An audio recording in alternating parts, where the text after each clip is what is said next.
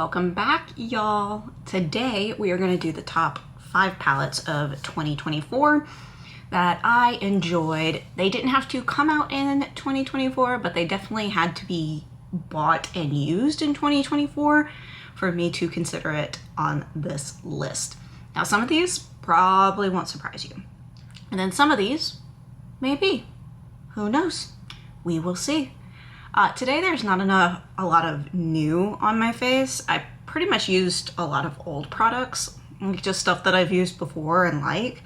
I did reuse the Colourpop bronzer, the powder one that I've been trying out. It's fine. Like I said before, it's cute. It's just not, the more I use it, I wonder how well the staying power is. Because I kind of see a slight, difference, but at the same time I don't see a ton of difference, so we'll see about that.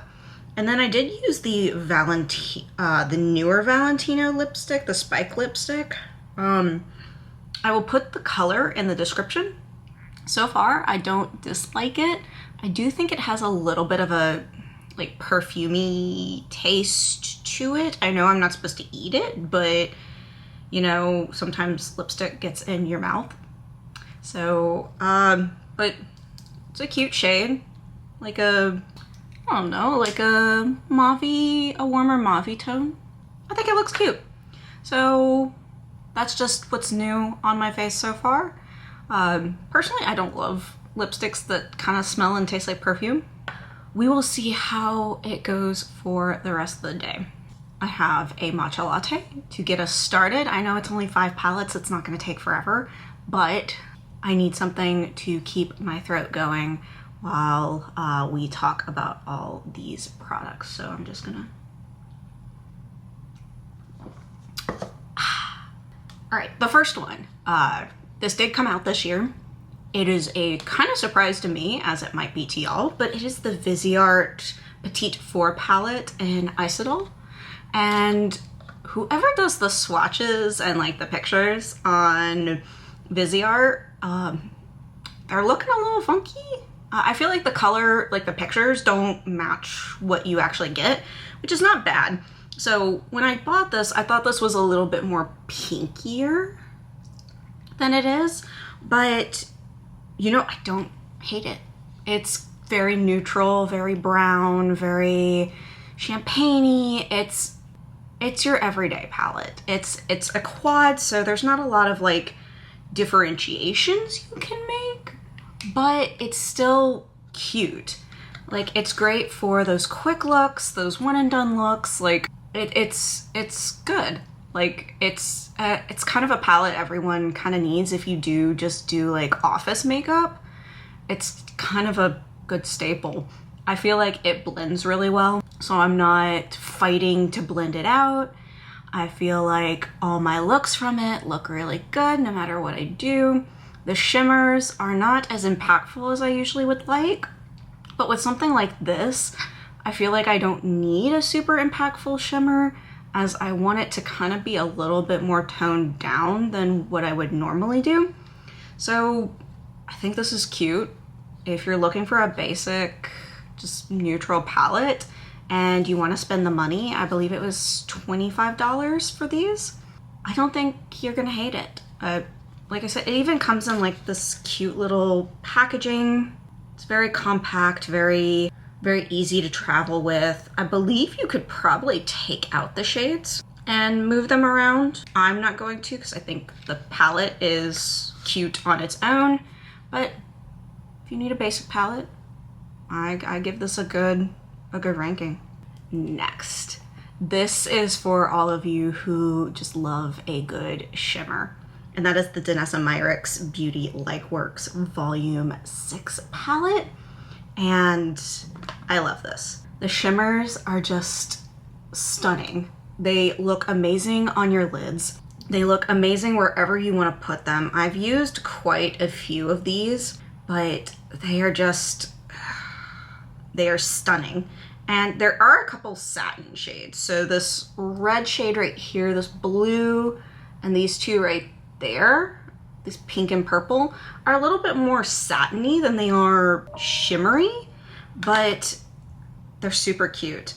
And I feel like I normally would not like a magnetic palette like this, like where the lid magnetics on. But once I learned why, I got it. I understood the assignment.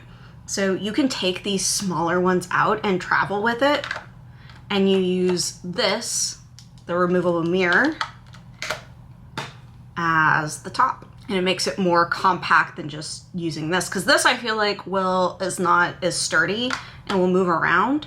But stacking them all up and then using this as the top, I feel like will keep everything a little bit more in place.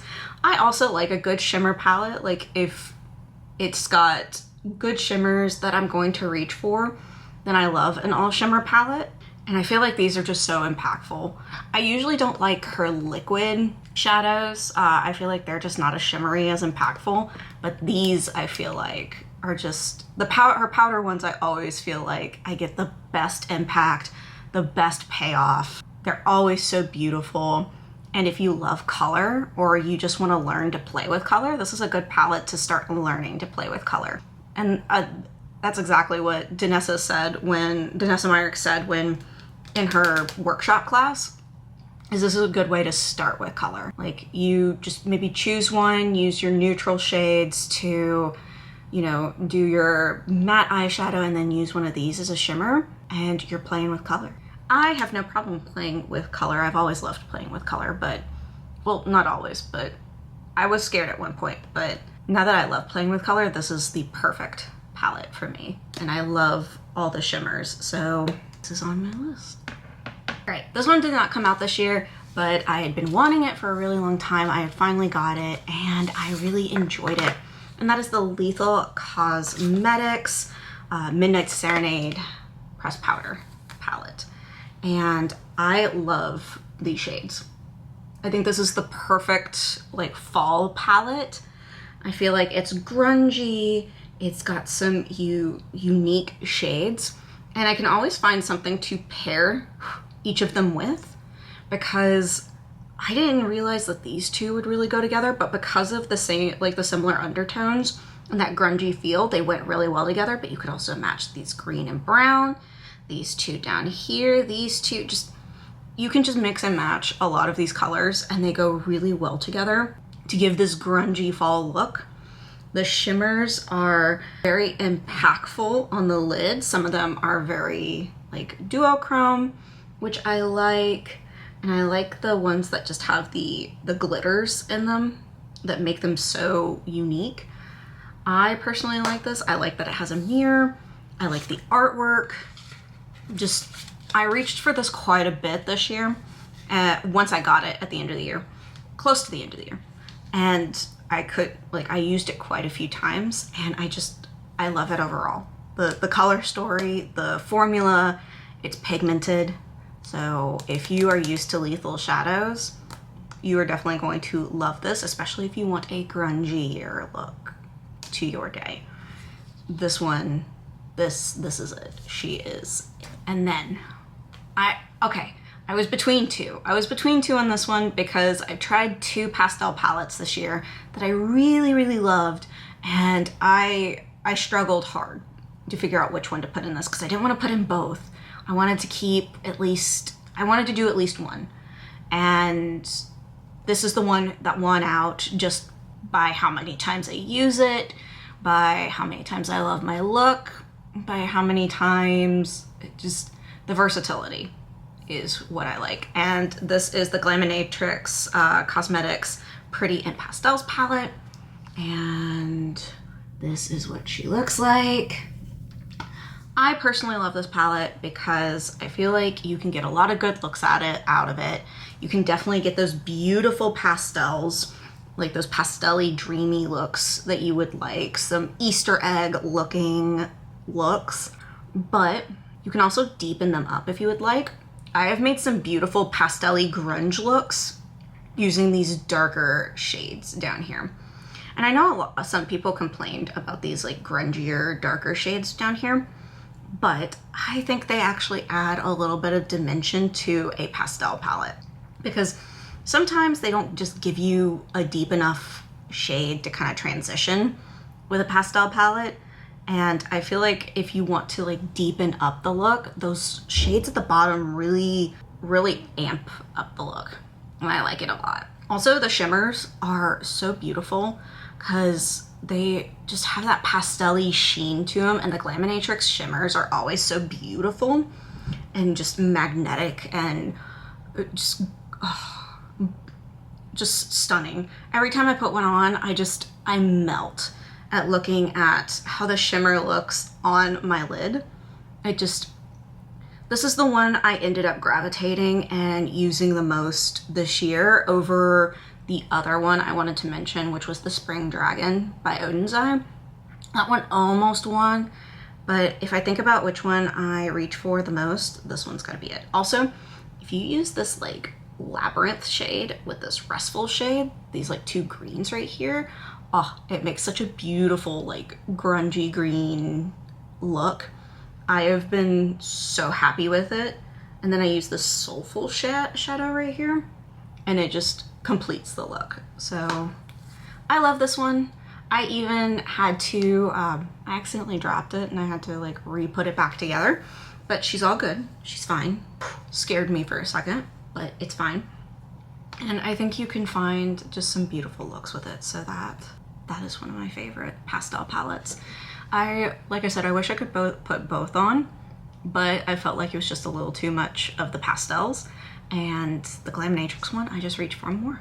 And I think this one's just not gonna come as a shock for anyone, because I played with it so much, I loved it so much, I talked about it so much, and I feel like the other people who talked about it just didn't love it as much, and I felt sad about that because I really did love this palette.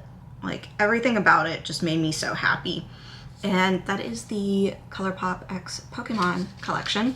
And first off, the casing just makes the palette look so cool. And then the covering, like this cover is just, oh, makes me so happy. Like, it's very nostalgic childhood feeling. And then on the top, you got all the Pokemon, and then you have all the colors. It's a rainbow palette. I get it. It's very much a rainbow palette. But I feel like the rainbow just does so much for it. Now, I know there's a couple of those pressed glitters in there, but I feel like the new formula is not as bad as the old formula was, and I can live with the pressed glitters. I actually have used a few of the pressed glitters and have enjoyed them. But I enjoy this like color story because I feel like it fits the theme of Pokemon really well. I feel like they're not patchy. I feel like I work with them really well. I enjoy how they look on my eyes. I know some people didn't, but I fell in love with this palette, and I love this palette, and I had to put it down sometimes just so I could use other stuff. But I have used so many shades in here that have just made me so happy, so joyful. Like, I get so much joy playing with this palette. And I feel like if you get so much joy out of playing with something, then you know you love it. Because not only does this make me feel nostalgic for my childhood, makes me feel happy playing with it, but I genuinely enjoy the looks I get out of it. And that's what you're trying to do, right? You're trying to enjoy the looks you get out of your makeup.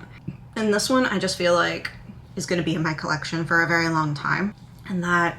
But this at some point, when it expires, is probably gonna go somewhere in my makeup vault. So when I get rid of a palette that's too old to kind of be in circulation anymore, but it's iconic, it's not sold anymore, I try to keep a couple of those. Right now, I only have 2 in that category, but it might go there, or I might just take off the cover, like cut off the cover when it expires, and keep the cover somewhere just so I can remember how much I loved this one specifically.